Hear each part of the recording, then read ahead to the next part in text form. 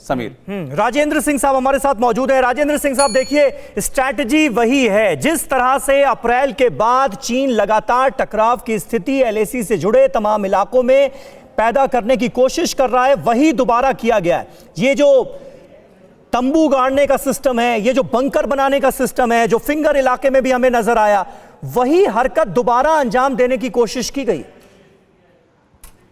हाँ समीर, आप ठीक कह रहे हैं, लेकिन इससे पहले कि हम उनके बारे में कुछ और बातचीत करें जी, एक आध चीजें मैं आपको पेंगोंग त्सो के बारे में बताना चाहता हूं जी। बहुत पहले से पेंगोंग त्सो एक डिस्प्यूटेड एरिया था, जहां पर हमारा और चाइना का परसेप्शन एलएसी का अलग था।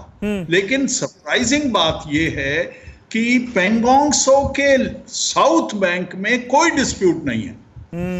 हालांकि ये हमको मालूम था कि फिंगर 4 और 8 के बीच में हमारा डिस्प्यूट है, लेकिन साउथ बैंक के अंदर कोई डिस्प्यूट नहीं है। मैंने जब मिलिट्री ऑपरेशंस में था और बाद में भी जब मैं नॉर्दर्न कमांड के अंदर था, मुझे कोई इल्म नहीं है कि कभी भी साउथ बैंक में कोई इनकाउंटर हुआ हो या कोई इस तरीके की आपस में फेस ऑफ हुआ। यानी सर, झगड़े का बिल्कुल नया फ्रंट खोलने की कोशिश की है चीन ने।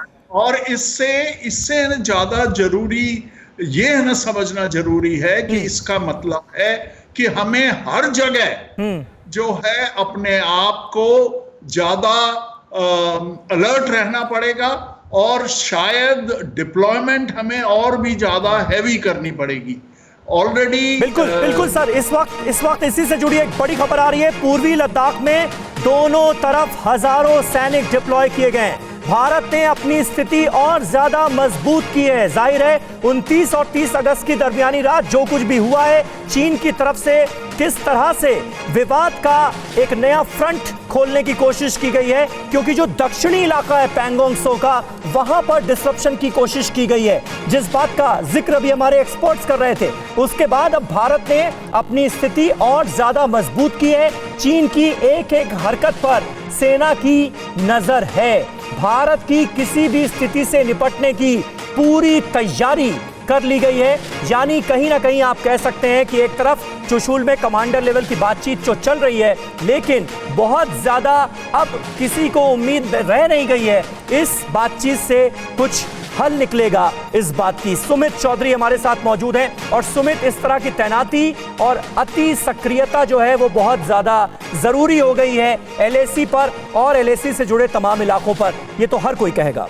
देखिए, निश्चित तौर पर समीर, ये अलर्टनेस हमारी बहुत पहले से थी, क्योंकि जब ये देखिए, हमेशा मिलिट्री पॉइंट्स में हमारे एक्सपर्ट भी मानेंगे, सरप्राइज एक बहुत बड़ा एलिमेंट होता है। आप हमेशा कोशिश करते हैं कि सामने वाले दुश्मन देश को एक ऐसा सरप्राइज दे जिससे उसको रिकवर होने में या ओवरकम करने में उसे बहुत ज़्यादा समय लग जाए या फिर वो सिचुएशन को समझ ही ना पाए। चीन ने ऐसी ही कोशिश की थी मई महीने में कि उसने हमको एक एलिमेंट ऑफ सरप्राइज दिया था, एक बड़ा सरप्राइज दिया था कि उसने अपनी मोबिलाइजेशन जो बहुत पीछे थी उसको एकदम से इतना आगे बढ़ा दिया कि उसने सारे स्टेटस को बदल दिए। स्टेटस को यानी जो बॉर्डर इलाके, जो लगातार हम जिन पीपी पॉइंट्स की बात करते हैं, हम पेंगोंग त्सो फिंगर 4 की बात करते हैं, हम डेप्सांग की बात करते हैं, हम डीएसडीबीओ की बात करते हैं, उन सभी इलाकों में उन जगहों पर अपनी मोबिलाइजेशन लाके खड़ी कर दी जहां पर वो कई दशकों से नहीं आया था।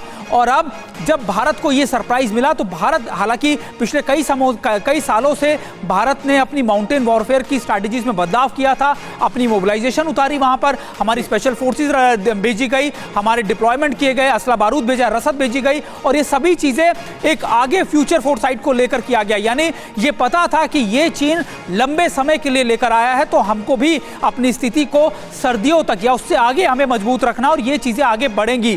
डोकलम विवाद करीबन 73 दिनों में इसलिए सुलझा था समीर, क्योंकि भारत ने उस समय चीन को यह सरप्राइज एलिमेंट दिया था कि भारत ने उस इलाके में जाकर जो दूसरे देशों का था वहां पर जाकर इस कामों को रोका। और अब चीन ये कोशिश कर रहा था कि डोकलम का रिवर्स किस तरीके से भारत को जवाब दे सके, लेकिन इस समय भी भारत ने ये जवाब चीन को उल्टा दिया। और अब चीन ऐसे पॉइंट्स को ढूंढ रहा है जहां पर कन्फ्रंटेशन कभी नहीं हुआ हो या बहुत लंबे समय से नहीं हुआ हो। ये इलाका जो साउथ बैंक हम बात कर रहे हैं, ये चुशूल के पास का इलाका है और चुशूल के इस इलाके के पास कभी भी ऐसा मेजर कन्फ्रंटेशन नहीं हुआ या फिर चीन की अपनी एग्रेसिव पॉलिसी, एग्रेसिव पोस्चरिंग नहीं हुई। और यहां पर 29 और 30 तारीख को यहां पर पहुंचना और यहां के इलाकों के अंदर अपनी मोबिलाइजेशन को और मजबूत करना, यह दर्शा रहा है कि लगातार चीन हमको डाइवर्ट कर रहा है। चीन हमें लगातार बातों में, हमें लगातार अपनी टॉक्स में इंगेज कर रहा है, लेकिन दूसरी तरफ चुशूल के इलाके या फिर वो स्टैंड ऑफ या वो इलाके जहां पर कोई कन्फ्रंटेशन नहीं है, वहां पर ये पैदा करके दिखाना चाहता है कि ये पूरा इलाका विवादित है। और अब बात ना फिंगर 4 की करें, ना PP14 की करें, ना आप 10 से 13 की करें PP की यानी डेप्सांग के इलाके की, बल्कि बात पूरे ईस्टर्न लद्दाख की करें, तो ये चीन की स्ट्रैटेजीज है और चीन ये लंबे समय तक करेगा। समीर, ये पॉइंट देखकर 29 और 30 तारीख का अग्रेशन देखकर या फिर ये कॉन्स्पिरेसी देखकर ये बात समझ में आती है कि चीन अभी भी कुछ बड़ा सोचकर बैठा है। चीन अभी भी मोबिलाइजेशन को कम नहीं करने वाला। अड़ी सोमवार से शुक्रवार शाम 6 बजे सिर्फ TV9 भारतवर्ष पर।